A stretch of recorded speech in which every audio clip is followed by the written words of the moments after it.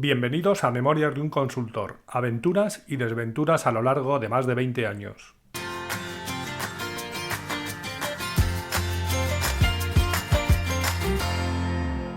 Hola, buenos días, buenas tardes o buenas noches y bienvenidos al episodio 15 de Memorias de un consultor. Estamos a finales de 2001. Todavía te podrías tomar un café por 100 pesetas, aunque a los pocos meses ese mismo café pasaría a costar más de €1. Sí, ya sé que puede haber gente escuchando este podcast que no sepa lo que son las pesetas y que os suene igual que cuando yo iba a un bar al lado del cine cuando era joven y el camarero me echaba la cuenta en reales. Pero la mayoría no. La mayoría sabéis perfectamente que independientemente del cambio oficial, muchas cosas pasaron de valer 100 pesetas a valer €1. Por cierto, si aún alguno sigue sin saber lo que son las pesetas, tenéis Google. Con respecto a lo que decía del cambio, incluso las tiendas de todo a 100 pasaron a ser tiendas de todo a €1, sin incrementar en más de un 66% la ya inmejorable calidad de sus productos.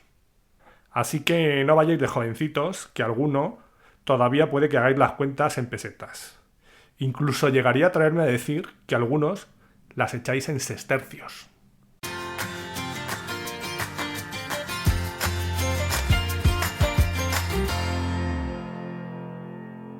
En el episodio anterior os comenté por encima que había empezado a desembarcar en Ser Ecléctica la gente de Tundra, empresa que había firmado un contrato de outsourcing de parte de los servicios de informática del cliente, entre ellos los de SAP, que eran los que a mí más me podían afectar. ¿Esto en qué consistía? Básicamente, por un precio cerrado, se externalizaban todos esos servicios, ya que no se consideraban parte clave del negocio, para que los llevara a cambio una empresa externa, Tundra en este caso, más especializada, se supone, y pudiendo reducir costes y optimizar el servicio. Todo el mundo salía ganando. Me centro en el área de SAP, que es lo que a mí me afectaba o me podía afectar. Si hasta entonces el equipo del cliente tenía 10 consultores internos, no recuerdo el número, pero pongamos que eran 10, estos pasaban con el acuerdo a ser plantilla de Tundra, con el consiguiente cambio de condiciones, por supuesto. Aunque en un cambio así se suele pactar que se conservan las condiciones que tuvieran los empleados en su empresa original, a la larga te termina afectando. Porque, por ejemplo, puede que no vuelvas a tener una subida en tu vida, ya que entras con un salario más alto con respecto a tus compañeros. También puede pasar que si tenías algún tipo de beneficio social, del tipo no pagas la luz o lo pagas a un precio muy reducido, cuando pasas a la nueva compañía, que no se dedica a lo mismo, pues esto también te afecta. Y aunque esto pudiera parecer que no es significativo, puede llegar a serlo, ya que si tú te has decidido a poner en casa todo eléctrico, calefacción, la luz por supuesto, todo tipo de aparatos eléctricos basados en ese precio reducido que tienes, a la hora de perder esa ventaja, quizá no hubieras hecho eso mismo de haberlo sabido, y puede que tu gasto en la factura de la luz se vea incrementado sustancialmente. Que sí, que eso también te pasa por abusón, que podrías haberte conformado con poner un arbolito de Navidad en casa como todo el mundo y no haber intentado emular el espectáculo de Abel Caballero en Vigo en el jardín de tu casa. Pero ya sabemos que en la vida hay de todo.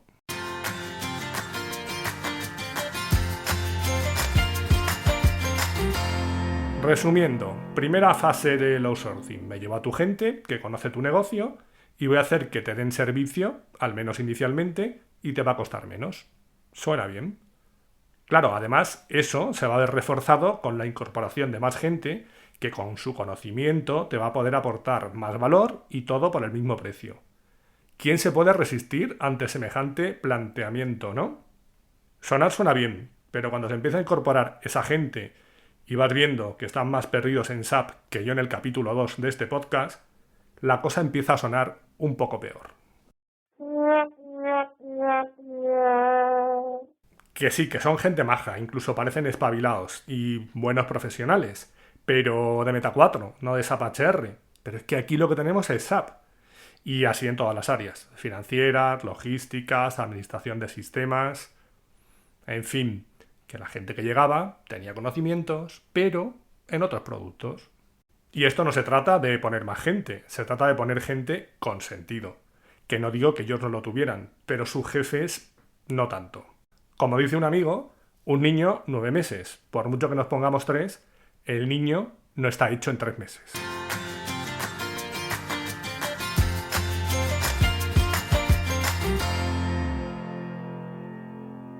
Tengo que decir que todo este movimiento yo lo veía desde la barrera. Yo era un externo, seguía trabajando para Teledata y mi cliente era Ser Ecléctica.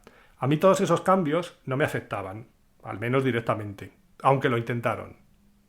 Por ejemplo, recuerdo que la gente de Tundra, cuando entró, decidió que, para dar buen ejemplo, atención al argumento, en verano no iban a hacer jornada intensiva. Una jornada que en Ser Ecléctica era especialmente generosa. Creo que iba del 1 de junio, del 15 de junio al 15 de septiembre o algo así.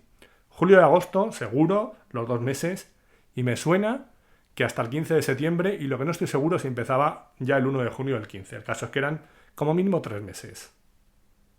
Cuando en Tundra me sugirieron que yo también diera buen ejemplo, decidí ser un chico malo. Le dije que yo siempre había hecho el horario de mi cliente, que no eran ellos, y que hasta donde yo sabía, mi cliente seguía siendo el mismo. A ver, que yo no hubiera tenido problema en hacerlo, en hacer el horario si hubiera sido necesario. Pero la realidad es que por las tardes eso se quedaba como un solar, no había ninguna necesidad, ya que el cliente paraba toda la actividad. Entonces lo de estar allí por estar, pues como que no. Por supuesto, les dije que si había algún día que había algún tipo de incidencia que justificara mi presencia, pues eso no tenían ni que pedirlo. Pero estar por estar, pues no iba conmigo.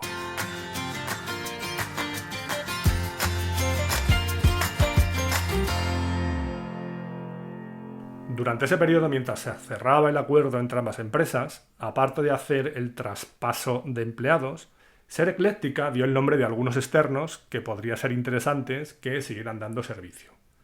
Y mi nombre apareció en esa lista de afortunados. Total, que un día me llamaron del Departamento de Recursos Humanos de Tundra para que fuera a hacer una entrevista. Y nada más empezar ya vi que la cosa no estaba muy clara. Bueno, pues nada. Cuéntame por qué quieres trabajar con nosotros. A ver, que yo vengo porque me habéis llamado vosotros. ¿Tú sabes realmente por qué estoy aquí? Claro, ¿cómo no voy a saberlo? ¿En tu empresa actual qué cargo tienes? Analista programador. Ah, pues con nosotros serías consultor. Vale, pero eso me da igual. Lo que me importa son los numeritos que aparecen en la nómina. Las letras me dan un poco igual. Ah, vale. ¿Cuánto ganas ahora? 6 millones de pesetas, ¿eh? A ver si os vais a pensar que eran de euros. Eso llegará en capítulos posteriores. Pero ahora estamos en 2021 todavía, os recuerdo. Podríamos llegar a ofrecerte 6,5. Y en tu nómina pondría consultor. Y además, cada vez que decía consultor, la tía, porque era una mujer, me pintaba como un recuadrito, como enmarcándome la palabra. Y yo decía, pero bueno, ¿y a mí qué más me da? Y le digo, ya, pero es que lo del cargo a mí me da igual. Me vendría por 7 o por 6,5, pero si me aseguras la partner de HR. La partner de HR es la formación oficial que había de SAP en el módulo de recursos humanos. Y me dijo, vale, pues 6,5 y la partner. Y le dije, ok, pero me lo tienes que firmar. Y entonces dijo, no te lo puedo poner por escrito. Y le dije, bueno, pues entonces no hay trato. Y volví a insistir, a ver, que en tu nómina pondría consultor. Y el recuadro cada vez era más grande. Me dibujaba un recuadro en el aire, me ponía consultor en mayúsculas y en negrita y bien gordas, y yo la miraba y decía, vamos a ver, que a mí como si pone director general por 6,5 y la partner por escrito y firmado, me vengo. Y si no, estamos perdiendo el tiempo. Dijo, bueno, lo consulto y te llamamos. ¿Pensáis que me volví a llamar? Evidentemente no. Y por supuesto, alguien cuyo argumento principal era que iba a aparecer un ridículo cargo en mi nómina, que no le comprometía nada, pero que era incapaz de ponerme por escrito algo que sí lo hacía, no se merecía que le dedicase mucho más tiempo. Así que ahí quedó la cosa.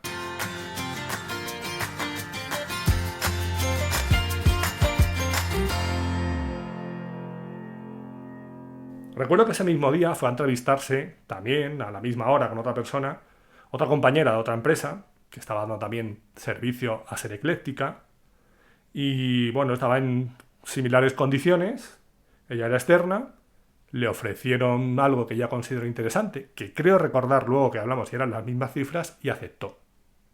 Pasado el tiempo, volvimos a encontrarnos y analizamos cómo nos había ido la vida a cada uno a partir de ese momento. Pero eso lo contaré en algún capítulo posterior.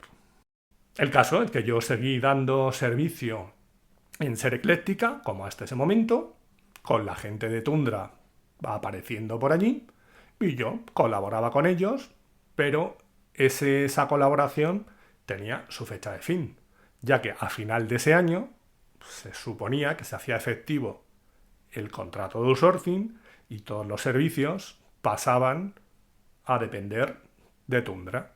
Con lo cual, no tenía sentido que yo siguiera dando servicio a ese cliente. La oferta que me hicieron en Tundra podría ser económicamente interesante, pero a mí lo que me interesaba era realmente formarme. Y aparte, lo que yo veía es que ese contrato que habían firmado era un contrato a 7 años. Yo llevaba ya 3 años y medio en el cliente. Ya había llegado un momento en que había dejado de aprender. Entonces yo lo que me veía ahí es otros 7 años haciendo lo mismo. Y la verdad es que no era nada motivador. Ni por dinero, ni por trayectoria profesional, ni por nada. Lo único que me interesaba en ese momento, o lo que más me interesaba, era el tema de formarme y no me lo ofrecieron. Con lo cual decidí que ese no era mi sitio. Aunque claro, yo hasta final de año seguiría teniendo, bueno, mi empresa, acuerdo con Ser Ecléctica, y seguiría dando el servicio. Y a partir del 1 de enero del año siguiente, ¿qué pasaría? No lo sabemos, o lo sabremos en el próximo episodio.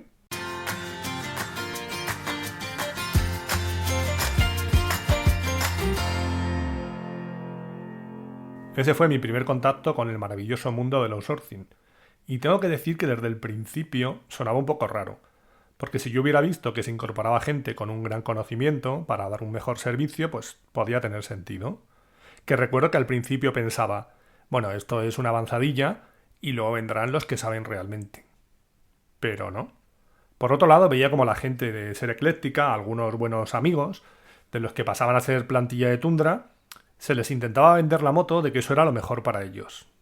¿En serio? ¿Alguien pretendía que se creyeran eso? Si es lo mejor, déjame que elija yo, o vete tú.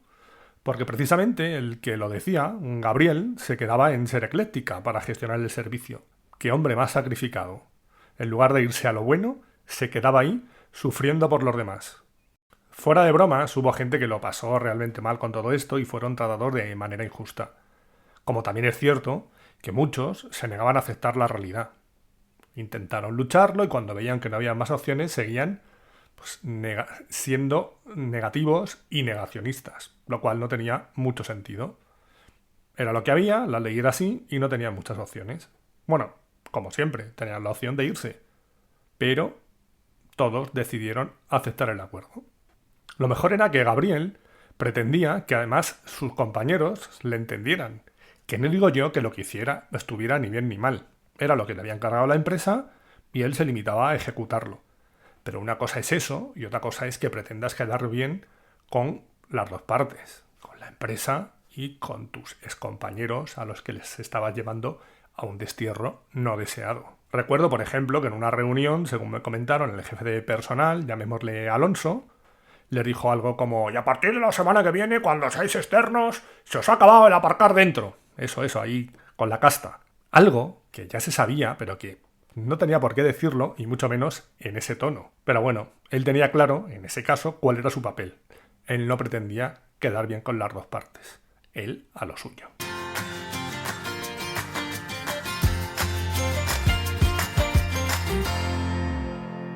De todo esto aprendí muchas cosas. Bueno, primero, que nadie da duros a pesetas.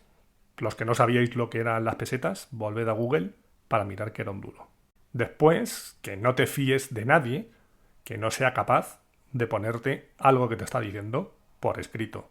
Y por último, que hay veces que te vas a encontrar que tienes que hacer cosas no muy agradables, pero las puedes hacer bien. Forma parte del trabajo y si lo haces de la manera adecuada, puede que sea más entendible por los demás. Y mis 3 ideas de hoy serían: 1. Muchas veces lo barato sale caro. 2. Págame con pesetas o euros, no con palabras. Y 3. No puedes jugar en los dos bandos. A veces toca elegir.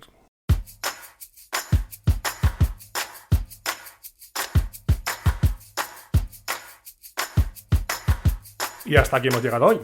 Ya sabéis que podréis encontrar un nuevo episodio el próximo miércoles a eso de las 8 de la mañana, hora de la España peninsular, 1 hora menos en Canarias. Aunque luego, después cada uno lo escucharéis cuando os dé la gana, como no puede ser de otra forma.